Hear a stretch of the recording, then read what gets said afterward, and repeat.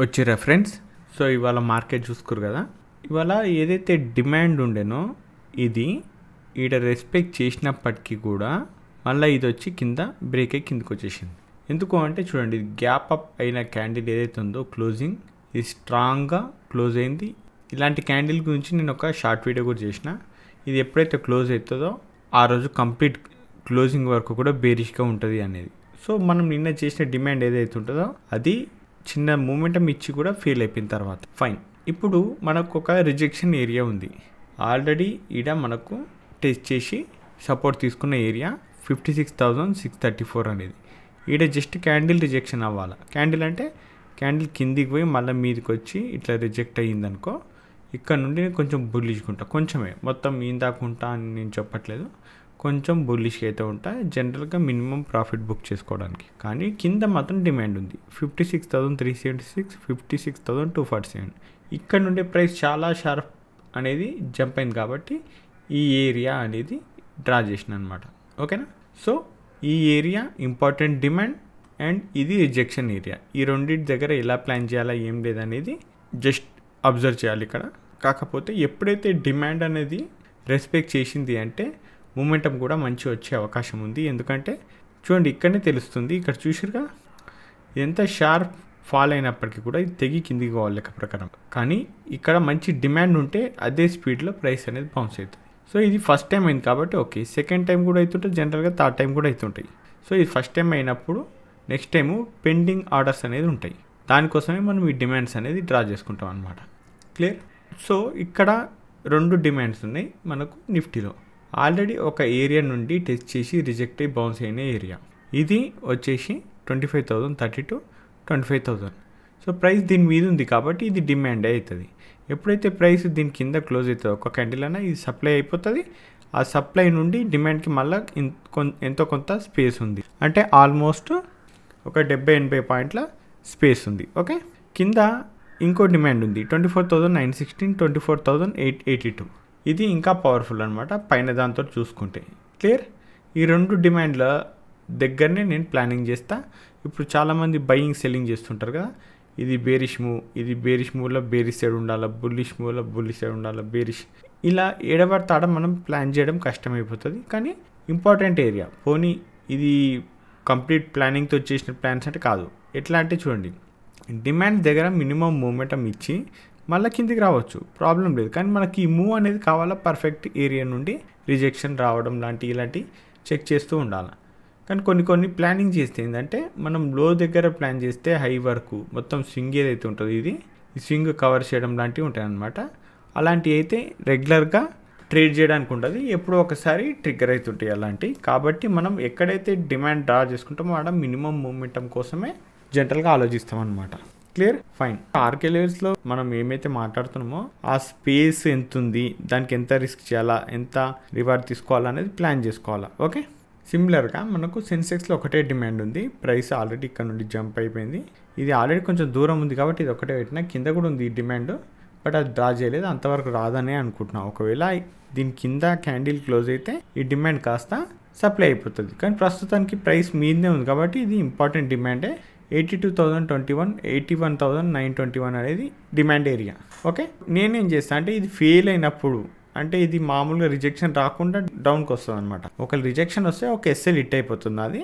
కానీ ఇట్లాంటి కిందకి వచ్చి డైరెక్ట్గా క్లోజ్ అయిందనుకో, అప్పుడు నేను ఈ కింద డౌన్ సైడ్ ఉన్న ఏరియా అనేది డ్రా చేసుకుంటా.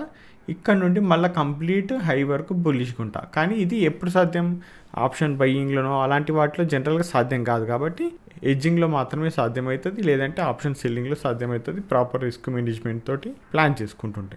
సో అది సేఫ్ సైడ్ ఉంటుంది కొంచెం కంపేర్ టు ఆప్షన్ బయింగ్ అనమాట. ఎందుకంటే ఆప్షన్ బయింగ్ అంటే మనకు షార్ప్ మూమెంటం అయితే రాదు కదా పెరగడానికి, అందుకే చెప్తున్నా.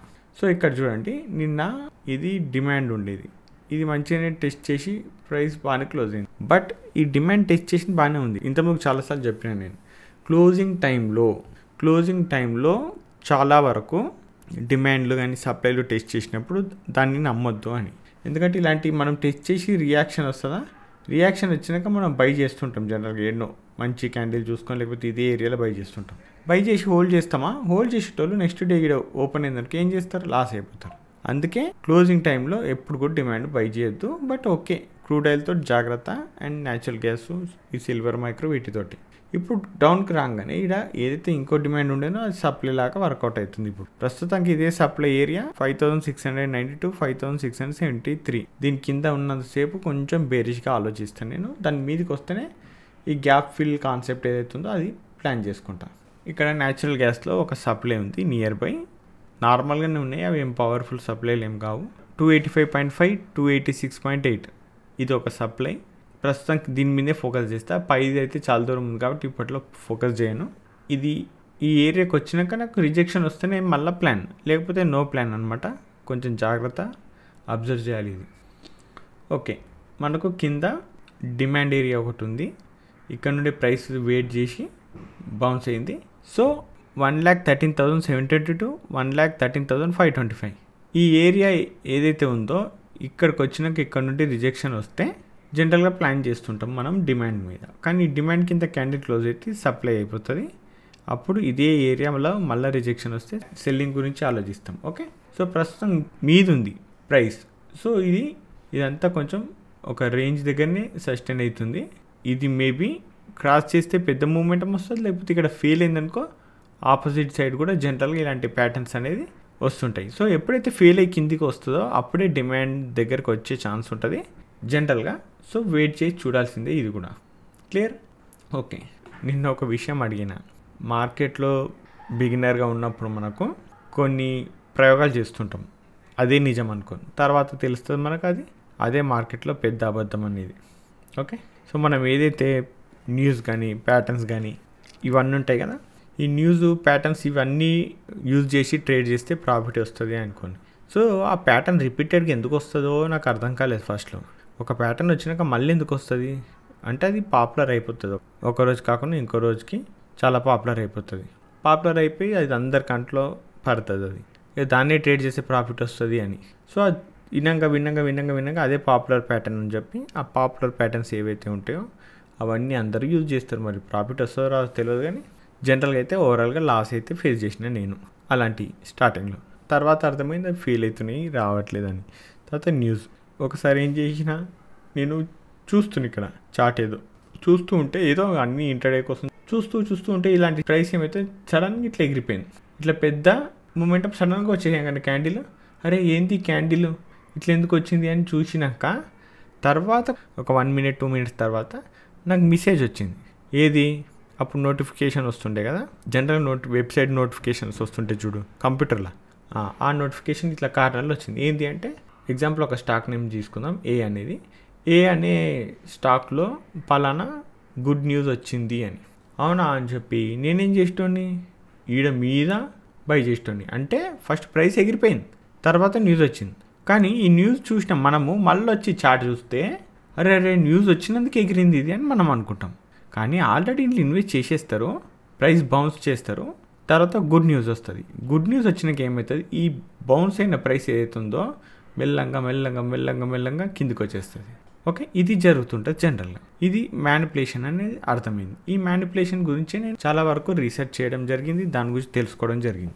నా పైసలు ఎక్కడ పోతున్నాయి, నేను లాస్ అయితే ఎక్కడ పోతున్నాయి, ఎందుకు పోతున్నాయి, ఏం సంగతి అనేది ట్రై చేసి తెలుసుకుంటే ఫైనల్గా అర్థమైంది ఏంటంటే మార్కెట్లో జరిగేది ఒకటి, మనకు కనబడేది ఒకటి, మార్కెట్ వెనక జరిగేది ఇంకో కథ ఉంటుంది అనేది. సో దీని వెనక చాలా ఉంటుంది కథ, అది మీకు జీసీలో ఉన్న వాళ్ళకి తెలుస్తుంది. చాలామంది జీసీ గురించి అప్లై చేసినామంటున్నారు. ఇప్పుడు అప్లై చేయగానే తెల్లారే అప్రూవల్ అయితే అవ్వదు, 2 weeks టైం పడుతుంది. 2 weeksలో కూడా ఎలాంటి మిస్టేక్స్ లేకపోతే అప్రూవల్ అవుతుంది. అండ్ మళ్ళీ మీరు ఏదో ఫేక్ డీటెయిల్స్ తోటి ట్రై చేసి మీ దగ్గర ఉన్న డిమాట్ అకౌంట్ తోటి ట్రై చేసి తర్వాత ఇది ఫెయిల్ అయితే, ఇది అప్రూవల్ కాకపోతే కొత్త డిమాట్ అకౌంట్ ఓపెన్ చేసి జాయిన్ అవుతా అంటే అప్పుడు అవకాశం ఉండదు. ఇది గుర్తుపెట్టుకోండి. ఫస్ట్ టైం ఎవరైతే అకౌంట్ ఓపెన్ చేసుకొని జాయిన్ అవుతారో వాళ్ళకే అప్రూవల్ అవుతుంది. ఇంకా చాలామంది ఏం చేస్తున్నారు, టెలిగ్రామ్ అకౌంట్లో హ్యాక్ అయిపోయినాయి అని ఇది ఒక కొత్త టెక్నిక్ పట్టుకొచ్చారు. ఓకే, వాళ్ళు అసలు జీసీకి సంబంధమే ఉండదు, టెలిగ్రామ్ గ్రూప్స్ మై హ్యాక్ అయిపోయినాయని లేకపోతే ఇంకేదో జరిగిందని అకౌంట్ పోయిందని.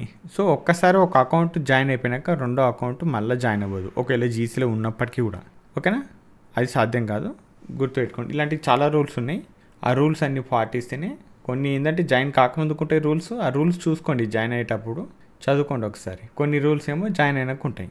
ఓకే, అంటే జాయిన్ అయినాక ఏం చేయాలి ఏం చేయొద్దు అనేది ఉంటాయి.